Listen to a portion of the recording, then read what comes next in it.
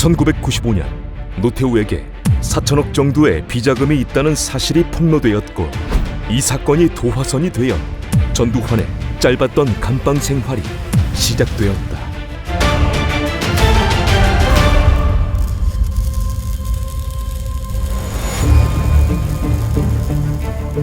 1979년 10월 26일 궁정동에서 김재규가 울린 총성은 당시 대통령인 박정희를 역사 속으로 사라지게 했고, 이후 권력의 공백기에 전두환은 12.12를 일으켜 군권을 장악했다. 그리고 전두환은 이듬해인 1980년 5월 비상계엄을 전국으로 확대케 했고, 국가보위 비상대책위원회를 설치하여 전국 운영의 주도권을 장악했으며, 1980년 9월 체육관에서 통일주체 국민회의의 간접선거를 통해 최고 권력자 자리에 올랐다. 그로부터 7년이 지난 1987년 우여곡절 끝에 국민들의 직접 선거로 제13대 대통령 선거가 치러졌고, 선거에서는 보통 사람을 슬로건으로 내세운 노태우가 당선되었다. 노태우가 대통령 자리에 오르자 정치권과 국민들은 50 청산을 요구했고, 이에 노태우는 50 비리 특별수사본부를 출범케 했으며, 그로 인해 장세동을 비롯한 몇몇 50 인사들이 구속되었다. 하지만 전두환은 이때 수사 대상에서 제외되어 사과 성명을 발표한 뒤 백담사에서 2년가량 은둔 생활을 하다 한 차례 청문회에만 출석했을 뿐 12.12와 5.18 관련해 구속되지는 않았다.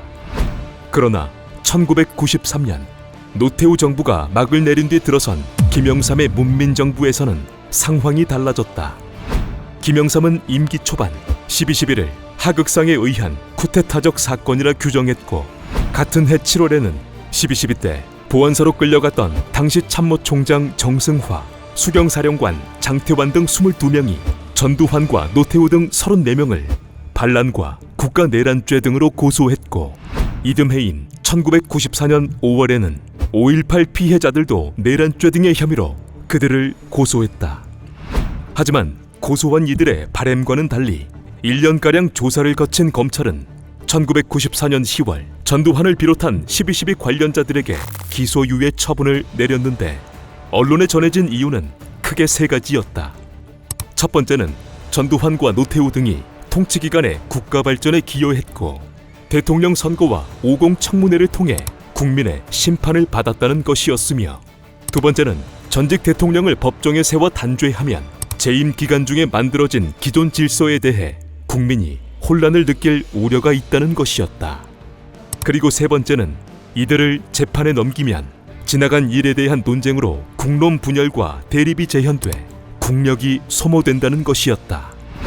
그렇게 검찰의 기소유예 처분이 언론에 전해지며 사회 각계각층의 반발이 이어졌고, 그럼에도 검찰은 1995년 7월 전두환을 비롯한 5.18 관련자들에 대해서도 공소권 없음으로 불기소 처분을 결정했는데, 이유를 압축해보면 이러했다. 검찰은 신군부가 80년 5월의 광주를 강경 진압하는 과정에서 무고한 사람이 희생되었고, 5.17 비상계엄 확대 등은 전두환의 정권 장악 의도에 따라 기획, 입안된 것이라 규정했다. 그러나 검찰은 성공한 쿠데타는 처벌할 수 없다는 논리로 전두환을 비롯한 5.18 관련자들에게 공소권 없음 결정을 내렸다.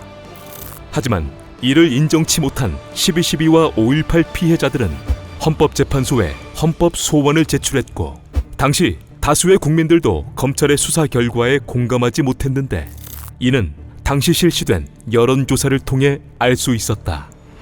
그렇게 전두환을 비롯한 12.12와 5.18 관련자들의 처벌은 일단락되는 듯 했으나, 1995년 10월 당시 민주당 국회의원 박계동이 국회 대정부 질문에서 노태우의 비자금 4천억 원을 폭로하며 상황이 급변했다. 돈 문제에서만 끝나지 않은 이 폭로는 전두환과 노태우 등 군사정권의 부정축제 의혹과 12.12, 5.18의 진상규명 요구로 이어졌고, 김영삼 역시 이 사건에 대해 철저한 조사를 지시했다. 이후 노태우는 비자금 조성에 대한 자신의 잘못을 인정하며 전적으로 자신에게 죄가 있으니 어떠한 처벌도 달게 받겠다는 대국민 사과문을 발표했고, 결국 조사 끝에 노태우는 1995년 11월 비자금 사건으로 구속되었다. 그리고 이 무렵 헌법재판소는 과거 검찰이 내린 5.18 관련자들의 불기소 처분은 잘못된 조치라는 판결을 내놓았고, 이와 함께 성공한 내란도 처벌될 수 있다는 결정을 내놓았으며, 그제서야 김영삼은 어수선한 시국을 수습하기 위해 5.18 특별법의 제정을 지시했다. 상황이 이렇게 되자 검찰은 기소유예와 공소권 없음이라는 과거 결정을 뒤집어 12.12와 5.18의 재수사를 위해 특별수사본부를 설치했고, 3일 만에 전두환에게 검찰 소환을 통보했다. 그러나 전두환은 쉽게 응하지 않았다. 1995년 12월 2일 전두환은 연희동 자택 앞에서 자신은 검찰의 소환 요구 및 여타의 어떠한 조치에도 협조하지 않을 것이라는 내용과 함께, 만일 자신이 국가의 헌정 질서를 문란케 한 범죄자라면 내란 세력과 야합한 김영삼에게도 책임이 있다는 내용의 이른바 골목 성명을 전한 뒤 그 길로 고향인 합천으로 떠나버렸다. 다음 날인 12월 3일 새벽, 검찰 수사관들은 전두환을 연행하기 위해 합천으로 향했고, 과정에서 전두환의 집 앞을 막고 있던 청년들과 실랑이가 벌어지기도 했으나 결국 새벽 6시 30분경 전두환은 호송차에 올라 안양교도소에 수감되었다. 안양교도소에 들어간 뒤 전두환은 오공의 정통성을 수호하겠다며 옥중에서 20일가량 단식을 하는 등 사법 처리에 대하여 강한 분노를 나타냈으나, 결국 이듬해인 1996년 8월 전두환은 1심에서 법정 최고형과 2295억 원의 추징금을, 노태우는 무기징역과 2628억 원의 추징금을 선고받게 된다. 그러나 이후 항소심에서 전두환의 형은 무기징역과 추징금 2205억으로 감형되었고, 노태우는 징역 17년, 추징금 2628억 원을 선고받았으며 1997년 4월 대법원은 2심을 확정지었다. 그렇게 전두환은 옥살이를 하는 듯 했으나 그의 수감 생활은 오래가지 않았다.